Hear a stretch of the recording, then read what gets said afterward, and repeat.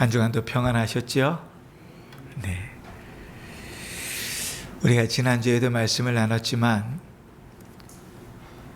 창세기 48장 15절부터 우리가 읽은 49장 28절까지는 야곱이 그 자녀들을 축복하는 장면들이 나옵니다.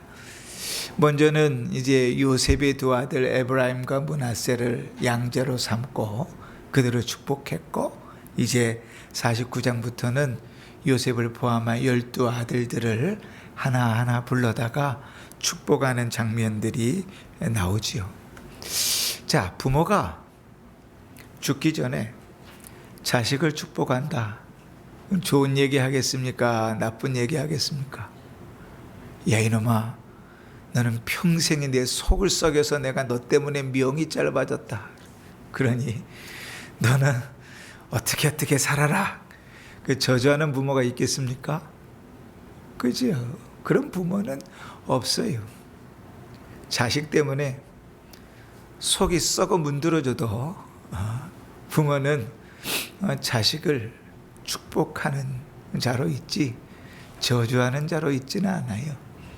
그게 이 땅을 살아가는 삶, 현재 육체적인 삶을 살아가는 자들의 모습이지요. 그런데 오늘 이제 야곱의 축복의 모습을 보면 야곱은 그냥 우리처럼 노년에 그냥 육체적으로 현세적으로 자식들 하나하나를 불러다가 너네는 이 땅에서 복받고 번성하고 잘 먹고 잘 살아라 이렇게 축복하는 것이 아니라 육체적인 부분을 넘어서 믿음을 가지고 영적인 내용으로 그들을 축복하고 있는 모습을 봅니다. 우리도 어르신들이 참 많은데 자녀들을 축복할 때 여러분의 삶 속에 이 정도의 신앙이 좀 있기를 바라요. 영안이 눌리고 믿음으로 자녀들의 영적인 축복을 할 수 있는 그런 수준이 되기를 바랍니다. 어떻게 그렇게 아는가? 첫 아들이 르우벤이잖아요. 르우벤을 불러놓고 그게 축복하는데 좋은 축복을 해야 될 건데 축복의 내용이 그렇게 좋지 않아요. 오히려 야, 넌 장자니까 복 받아라. 야, 넌 잘 될 거야. 이렇게 축복하면 좋은데 그 불러놓고 축복한다고 치고 너는 장자의 명분을 권리를 박탈당할 것이고 네가 내 침상을 들여껐기 때문이다. 이게 무슨 축복이에요? 저주지, 그죠? 육신의 눈으로 봐서는 이건 축복이 아니다 보일지라도 그 믿음으로 그뿐만 아니라 가나안 땅에 들어가는 이스라엘 백성들 그로 말미암아 이루어지는 지파를 바라보면서 축복하는 내용이니까 그게 단순히 육체적이진 않죠. 믿음으로 영적으로 축복하는 내용들이 있습니다. 자, 오늘 우리가 좀 살펴볼 것은 그 중에서 12명의 아들들 중에 단이라는 아들이 있는데 그 단으로 이루어진 지파가 이게 단 지파잖아요. 그에 대한 이 야곱의 축복의 장면 3절밖에 되지 않는데 이 장면을 보면서 우리가 깊이 은혜를 받기를 원하는 것이죠. 왜 이 단지파를 특별히 택했는가 하면 18절 때문에 그래요. 18절의 내용을 한번 읽어보십시다. 자, 18절 뭐라고 있습니까? 시작. 여호와여, 나는 주의 구원을 기다리나이다. 아멘. 앞뒤를 다 빼고 이 18절만 보면 참 좋은 구절이지요.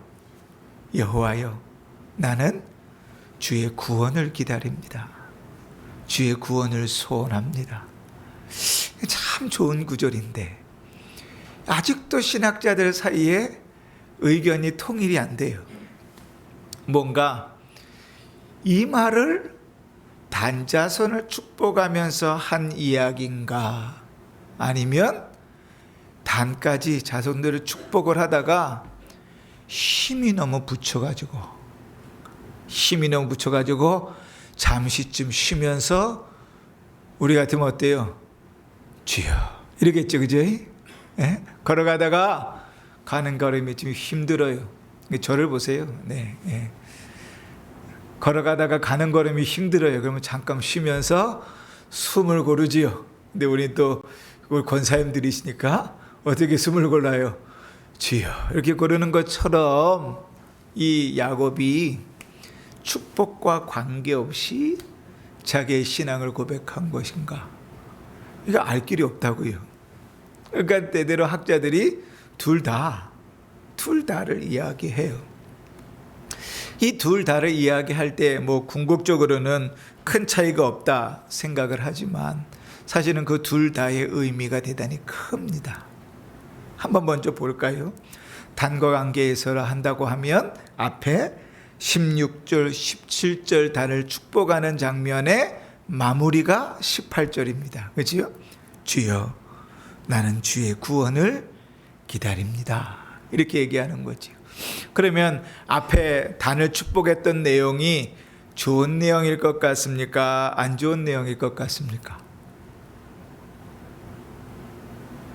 별로 주여 주의 구원을 기다립니다. 그러면 앞에 내용이 좋은 내용 같습니까? 안 좋은 내용 같습니까? 그렇죠. 왜요? 구원을 기다린다 그러니까 구원은 어떤 때 있어요? 곤란하고 어렵고 힘들 때 있어요. 그러니까 단집하는 그런 처지에 놓일 것을 보는 거죠. 이 대목이요. 예를 들어서 단지파가 맨 마지막이었다. 그럼 얘기가 달라져요. 그럼 마지막까지 단을 다 축복하고 마지막 그가 숨을 골랐다 이렇게 볼 수 있는데 뒤로 5지파를 축복하는 내용이 더 있다고요. 그러니까 사람들이 단지파를 축복하는 내용 중에 이 내용이 있구나 이렇게 생각해요. 그러면 여러분 지금 단지파는 루벤처럼 축복하는 게 아니라 걱정하고 염려하는 기도를 드리는구나 이렇게 생각할 때 그 내용이 뭘까를 우리가 좀 생각해 봐야 되겠죠. 우리는 성경 전체를 다 가지고 있으니까요.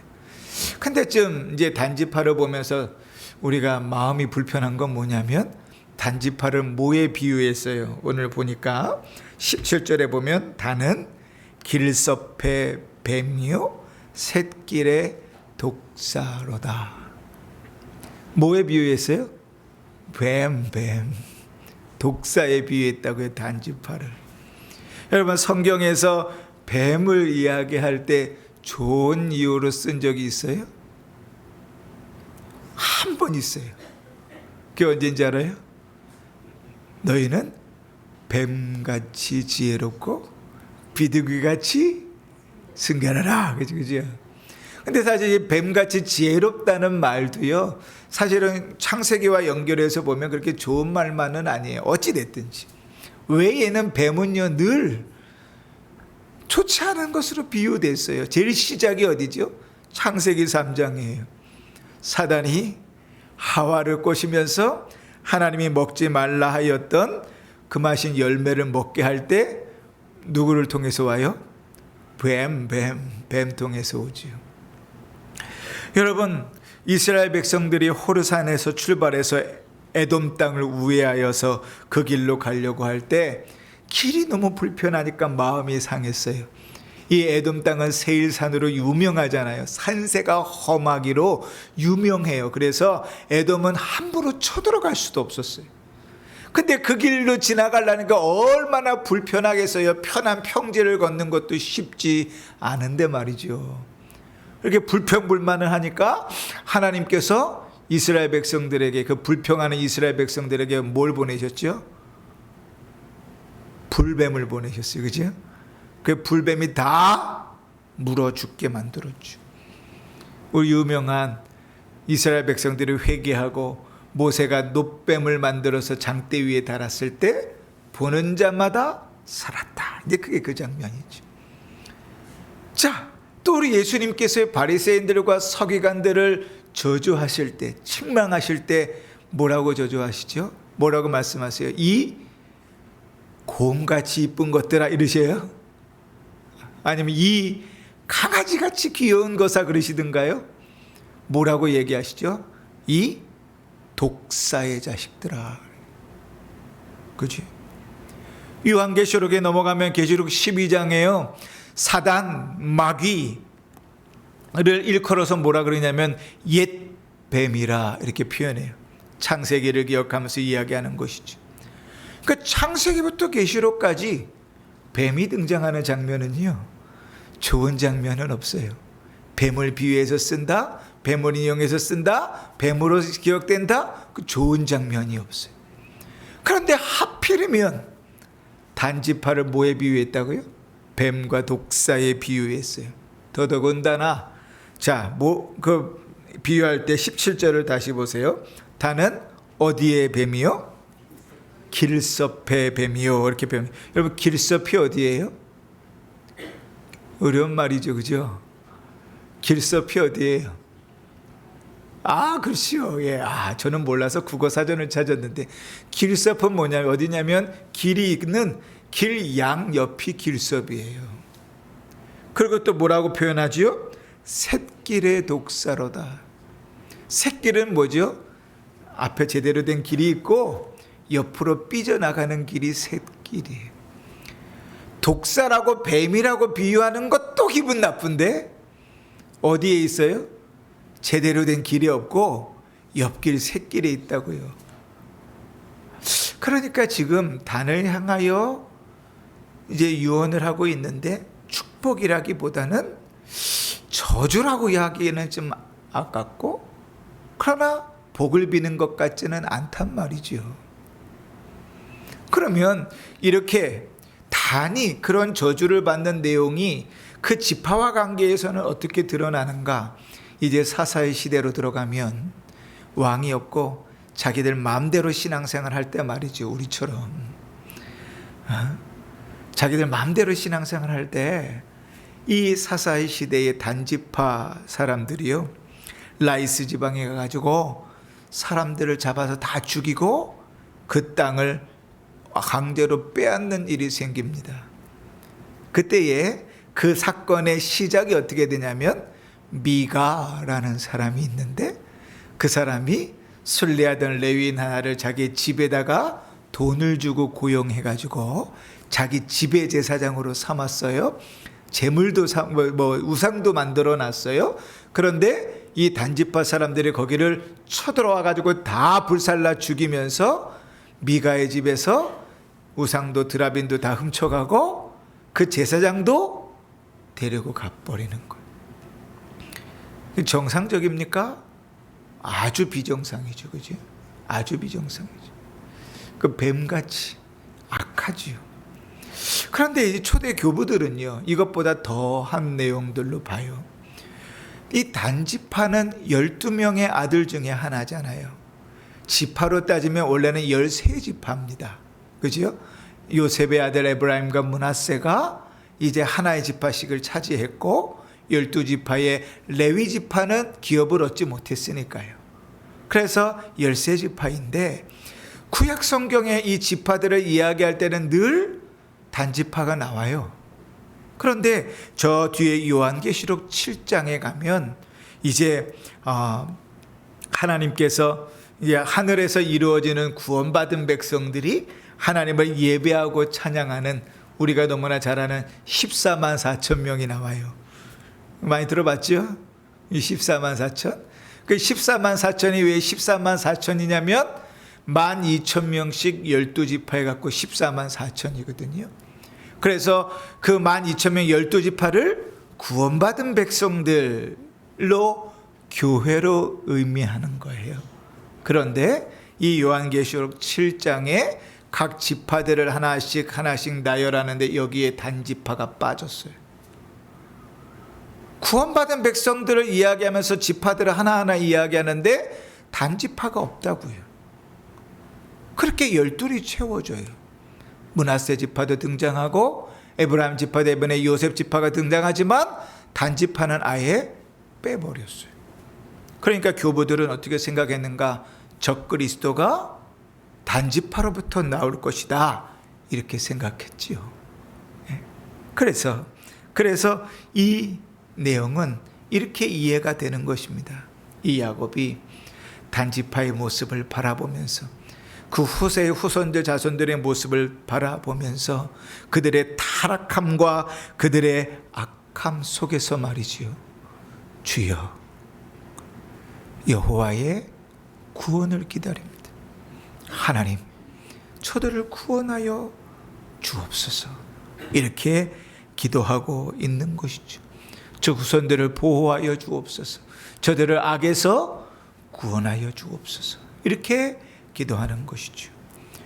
여러분, 우리는 야곱이 신앙의 고백을 드릴 때, 특별히 우리가 지난주에 이야기하면서 하나님, 나의 하나님은 어떤 하나님이라 두 가지로 나눌 때, 하나는 기르시는 하나님이시고 또 하나는 보호하시는 하나님이라는 사실을 들었죠. 그죠? 하나님은 보호하시는 하나님이세요. 하나님은 지키시는 하나님이세요. 하나님 모든 환난으로부터 구원하시는 하나님이세요. 그 믿음을 가지고 있었던 이 야곱이 단지파를 축복하면서 그 자손을 위하여 기도하면서 그들의 악함과 그들의 죄악의 모습들을 바라보며 뭐라고요? 주여, 주의 구원을 기다리나이다. 그 영혼의 악함을 보면서 기도할 수밖에 없는 것이죠. 여러분, 우리 주님께서 우리에게 기도를 가르치시면서 요한복음 6장에 이렇게 말씀하십니다. 우리를 시험에 들게 하지 마시옵고 다만 악에서 구하옵소서. 이렇게 기도하라고 가르쳐요. 왜 우리를 악에서 구하라고 기도하라고 그러시죠? 죄인된 우리는 늘 악하거든요. 우리 마음대로 살아가고 주님이 원하는 대로 살아가려고 힘쓰지 않거든요. 심지어는 우리가 어떠한 어려움에 처해 있는지도 모르고 또 악에서 허우적거릴 때 빠져나올 방법도 모르고 또 우리의 힘으로 능력으로 사는 것이 아니라 하나님의 보호하심 속에서 산다는 것을 잊고 사는 거죠. 그러니 주님께서 뭐라고요? 너희는 기도할 때 악에서 구원해 달라고 기도해라.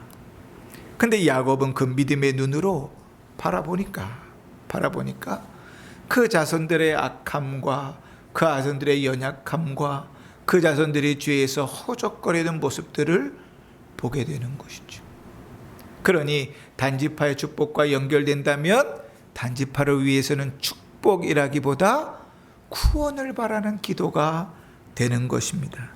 그 안타까운 마음에 주여, 저 후손들을, 저들을 불쌍히 여겨 주십시오. 여러분, 이런 기도를 드릴 수 있는 사람은요, 자기가 구원에 명확하지 않으면 드릴 수 없습니다. 여러분, 믿지 않는 자녀들을 바라보면서요, 속타는 부모들 있잖아요. 그 속타는 부모들은 백이면 백, 본인이 천국에 대한 확신이 명확한 사람들이에요.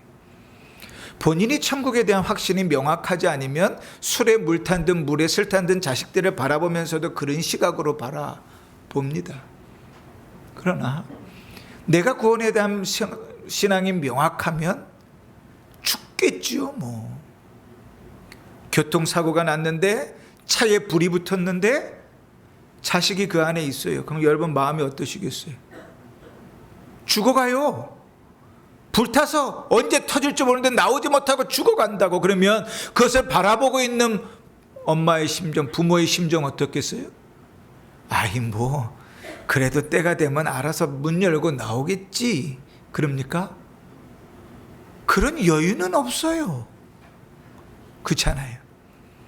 내가 천국에 대한 확신이 명확하면 믿지 않는 자식을 바라보면서 그 마음이 타들어가요. 속이 타고 밥을 못 먹고 기도하게 되고 속상해서 간절히 매달리게 되지요.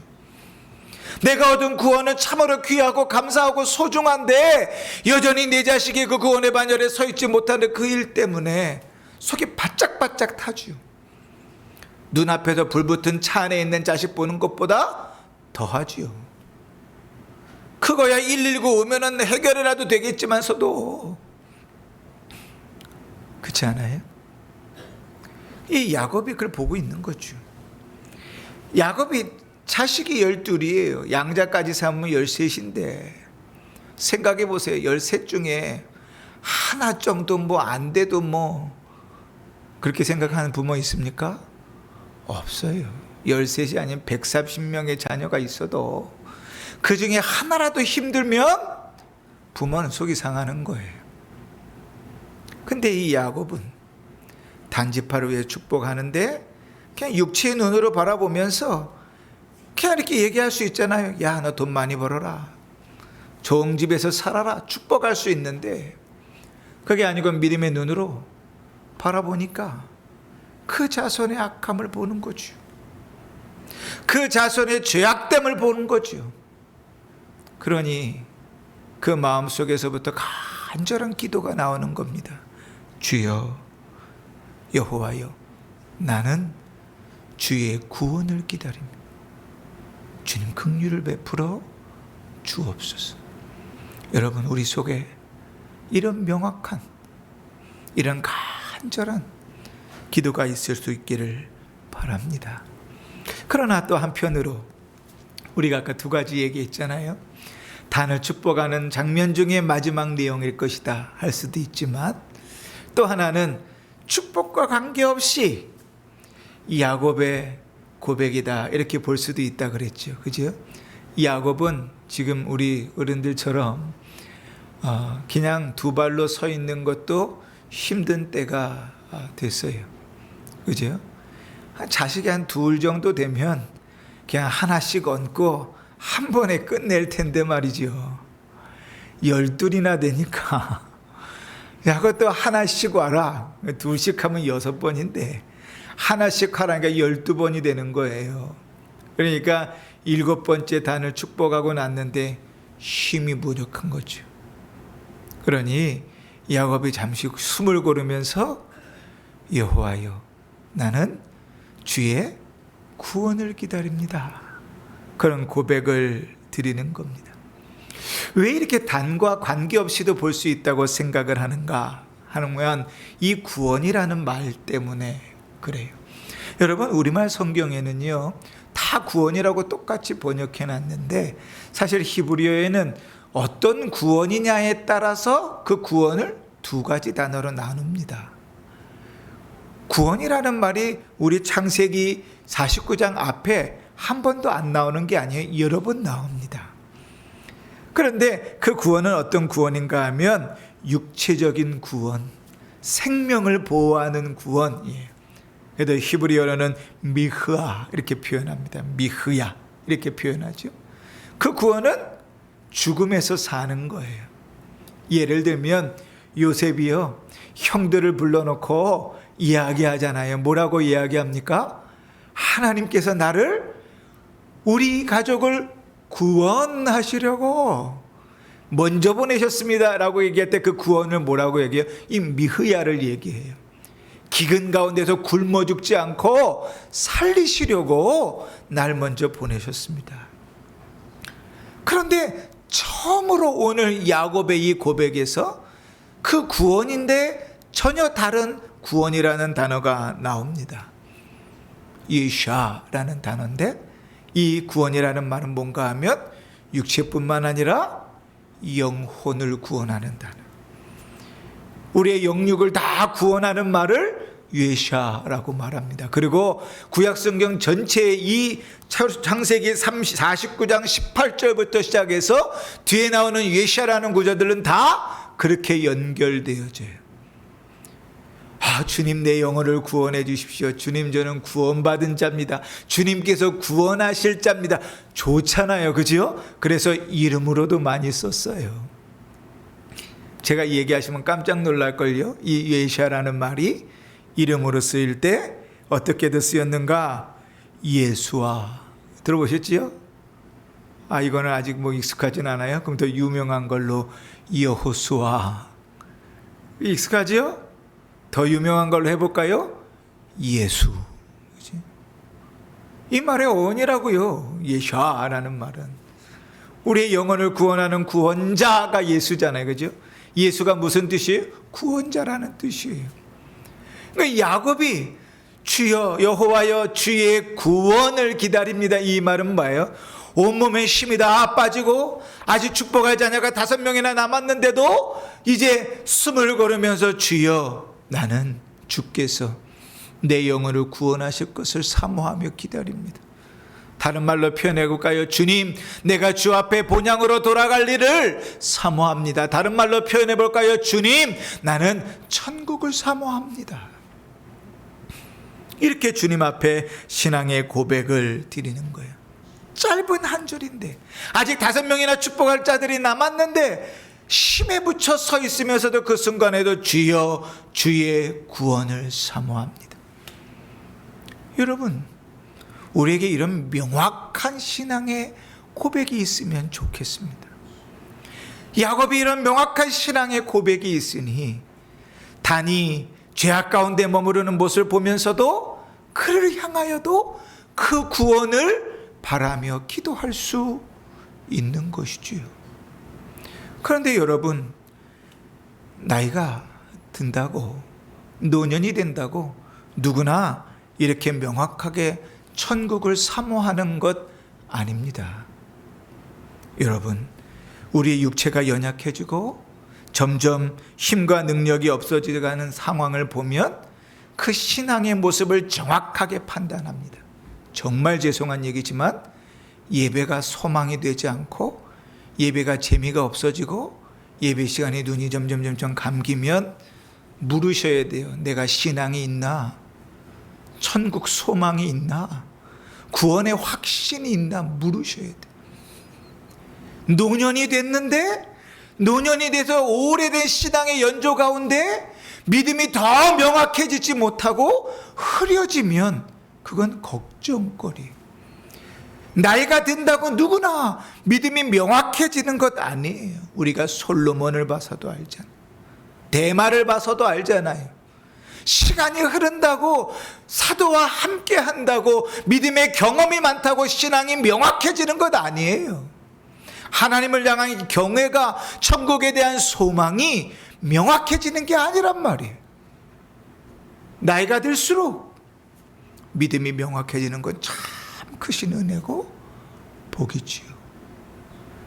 여러분, 정상은 뭐냐면 나이가 들수록 신앙의 연조가 깊어질수록 예배가 사모돼야 되고 찬송하는 것이 즐겁고 말씀 듣는 것이 행복해야 돼요. 그게 신앙의 주소예요. 아무나 야곱처럼 되는 게 아니에요. 147세가 되었다고 누구나 야곱처럼 그 인생을 망나니로 살다가 나이가 들면 다 이렇게 처리되는구나, 천만에요. 성경은 그렇지 않은 증거를 너무 많이 보여주고 있잖아요. 노년이 된다고 더 신실해지는 것이 당연한 것이 아닙니다. 노년이 될수록 자기만 알아요. 자기중심적이 됩니다. 노년이 될수록 자기만 위하게 됩니다. 노년이 될수록 더 자기 마음대로 하고 싶어 하고, 노년이 될수록 더 자기 생각대로 안 되면 속상해하고, 노년이 될수록 더 자기 생각과 다르면 불편합니다. 여러분, 우리의 인생이 그래요. 점점 좁아져요. 그래서 혹자는 용서하십시오. 나이가 들면 애들이 된다, 애가 된다 그러지요. 마음이 점점 좁아지니까요. 그런데 신앙의 세계는 달라요. 믿음의 세계는 달라요. 나이가 들수록 주를 더 사랑하게 되고, 나이가 들수록 예배를 더 사모하게 되고, 나이가 들수록 더 주의 뜻대로 살려고 힘쓴단 말이죠. 근데 이것이 당연하지 않아요. 당연하지 않습니다. 당연한 뜻 그렇게 흘러가면 좋겠는데 그렇지 않단 말이죠. 바울의 고백처럼 겉사람은 낡아지나 속사람은 날로 새로워지도다, 이게 우리의 바람인데요. 참 그렇게 되는 일이 쉽지 않죠. 조심스럽게 함께 예배하는 우리 어른들에게 묻습니다. 예배가 행복합니까? 말씀을 듣는 것이 기쁩니까? 주를 찬송하는 일이 기쁩니까? 예배 드리는 것이 기대가 되고 설레십니까? 아니면 습관과처럼 나와서 자리는 차지하고 있는데 위에서부터 눌러대는 눈꺼풀은 막을 길이 없고 산만함 가운데 이리 두리번 저리번 이 사람 저 사람 돌아보고 이 일 저 일 하면서 어떻게 그 시간 한 시간을 떼어보려고 노력하고, 예배 가운데 하나님을 만나는 기쁨과 예배 가운데 역사하시는 은혜는 경험해 본 지 오랜 삶을 사십니까? 사랑하는 성도 여러분, 바라기는 야곱과 같이 인생의 연수가 더해 갈수록 더 명확하고 더 신실한 믿음 가운데 설 수 있기를 바랍니다. 말씀을 정리합니다. 우리의 인생은 야곱의 고백과 같은 믿음이 있기를 바랍니다. 첫째로 주님의 도움과 보호하심을 끝까지 사모하는 성도였으면 좋겠습니다. 자녀들을 바라보면서 믿음에 확실히 서 있기 때문에 믿음으로 서 있지 못하는 모습이 속이 상하고 간절해지고 기도가 되는 은혜가 우리 가운데 있기를 바랍니다. 영혼을 바라보면서 그러한 믿음이 우리 안에 있기를 바랍니다. 시간이 지날수록 인생의 연수가 더할수록 더욱 천국에 대한 소망이 명확해지고 더욱 우리의 믿음이 확고해지기를 바랍니다. 한숨을 쉬는 그 순간에도 주여, 주의 구원을 사모합니다. 주님, 내가 천국을 기다립니다. 그 명확하고 간절한 믿음 가운데 살아갈 수 있기를 바랍니다.